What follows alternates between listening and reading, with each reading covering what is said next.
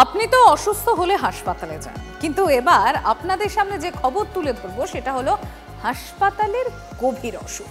হাসপাতালে ওঠেই ছাদ ফুটো, চুইয়ে পড়ছে জল, চরম সমস্যায় চিকিৎসক থেকে রোগীরা। বেহাল তারকেশ্বর গ্রামীণ হাসপাতাল, চিকিৎসা করাতে এসে দুর্ভোগে রোগী ও তাদের আত্মীয়রা। কার্নিভাল অনুদানে দেদার খরচ, রাজ্যের নজর নেই স্বাস্থ্যে। হাসপাতালে জীর্ণ দশা নিয়ে আক্রমণ বিরোধীদের, দুর্ভোগে রোগীরা, ব্যবস্থার শুকনো আশ্বাস প্রশাসনের। তারকেশ্বর গ্রামীণ হাসপাতালের যে স্বাস্থ্য পরিষেবা, সেই স্বাস্থ্য পরিষেবার হাল এই মুহূর্তে বেহাল। তার কারণটা কি? কারণ হচ্ছে এখানে যে ওটি রুম আছে, সেই ওটি রুমের নাকি ছাদে ফাটল ধরেছে, এবং ছাদে ফাটল ধরার কারণেই জল চুইয়ে পড়ে ভিতরে, যার ফলে কিন্তু অসুবিধার মধ্যে পড়েন চিকিৎসক থেকে রোগীরা। দেয়ালে কিন্তু চওড়া চওড়া ফাটল, এবং এই ফাটল কিন্তু, যে ফাটল বাইরে থেকে দেখা যাচ্ছে বাইরের দেয়ালের, সেই ফাটল কিন্তু ছাদেও হয়েছে। ওই ছাদের যে ফাটল, সেই ফাটল দিয়ে কিন্তু ওটি রুমের মধ্যে জল পড়ে, যার জেরে কিন্তু সমস্যার মধ্যে পড়েন রোগীরা এখানে আসা। অর্থাৎ এটা প্রসূতি বিভাগের ওটি রুম।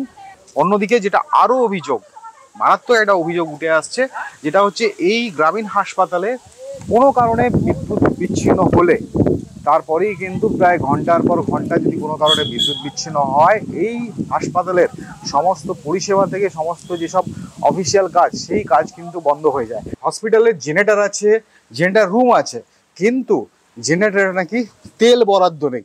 অর্থাৎ স্বাস্থ্য দপ্তর থেকে নাকি সেই পরিমাণ তেল বরাদ্দ করা হয়নি। ঊর্ধ্বতন কর্তৃপক্ষ অর্থাৎ জেলা স্বাস্থ্য দপ্তরের বিষয়টা জানানো হয়েছে। পাশাপাশি বিদ্যুৎ বিচ্ছিন্ন হলে যে পরিষেবা ব্যাহত হয়, সেটা নিয়েও তিনি স্বীকার করেছেন।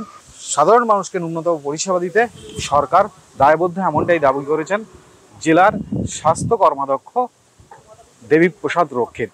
হুগলি তারকেশ্বর থেকে সনদ মাঝি, TV9 বাংলা। লাইনে তো লোডশেডিং ছিল, তো কারেন্ট না থাকার জন্য দীর্ঘ সময় দাঁড়িয়ে থাকতে হয়েছে। না দাঁড়িয়ে থাকার পরে কী করবো, চিকিৎসা না করার পরে। এখানে কি জেনারেটরের কোনো ব্যবস্থা নেই? জেনারেটর ব্যবস্থা রয়েছে, জেনারেটর ব্যবস্থা, জেনারেটর চলেনি। তা চালায়নি কি কারণে জানি না। চিকিৎসা করাতে পারলেন? চিকিৎসা করাতে পারলে ভিতরে চলে যেতে হবে, অনেক দীর্ঘ সময় দাঁড়িয়ে থাকার পর।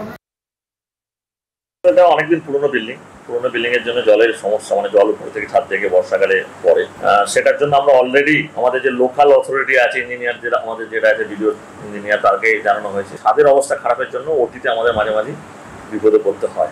অনেক সময় ওটিকে আমরা শিডিউল চেঞ্জ করতে হয় এরকম দ্বারা, কিন্তু আর্জেন্সি থাকলে আবার হয়তো রেফারও করতে হতে পারে। পরে আমরা ওটির সময়টাই যাতে জেনারেটর ব্যাকআপটা ঠিকঠাক থাকে, সেটার জন্য আমরা রেডি করে রাখি।